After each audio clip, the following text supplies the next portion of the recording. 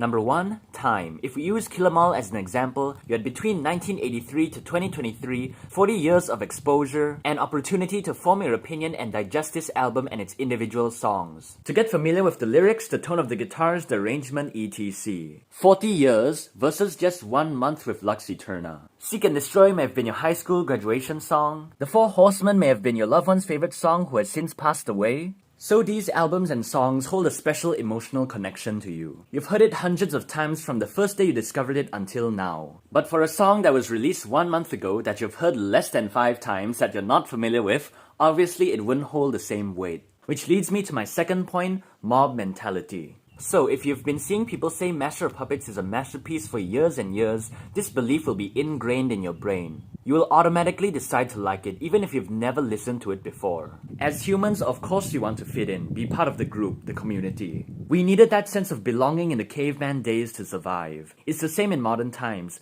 Nobody wants to be the outcast or weirdo. So, for example, if you're in a room with 100 people, will you be the first one to say you don't really like Master of Puppets? Highly unlikely. Everyone is so scared to be themselves, to have their own opinions nowadays. But really, if you decide to be honest with yourself, you'll respect yourself even more, you'll be more confident, and overall, you live such a more better life like that. But nowadays, if the majority likes something, you'll just follow along, like it too, because you're so scared of being judged. If you have the courage to be disliked and be yourself, then wow, you're really above a lot of people already. But the funny thing is, if in that room of 100 people, you're the first one that stands up and say, "Hey, I don't really like Master of Puppets that much," you'll soon see that a few other people start to stand up and say, "Hey, we also don't really like it that much." That was their true opinion to begin with, but they didn't want to be the odd one out. It just takes one person to be brave, to encourage other people to be honest as well. Number 3, fan expectations. Between 1983 and 1988, just 5 frickin' years, they set the standard so frickin' high not only for other bands but for themselves as well. Even if they never made the Black Album and just retired in 1988, they would still sell out stadiums and be a household name today. I think having a shorter career would have made them even more legendary. But the point is, if you set the bar so high, especially early on,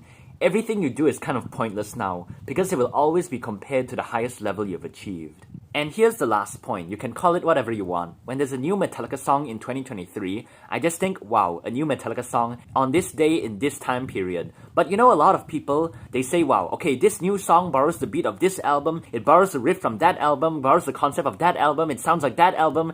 Bro, come on. Everyone keeps overanalyzing, they stole it from there, they're inspired by that, they want to recreate this, they want to go back to whatever. But no frickin' body tries to appreciate it for what it is at this moment. If you keep focusing on what's already happened instead of looking what's right in front of you, of course you'll never be happy. So, like and subscribe. Go on now!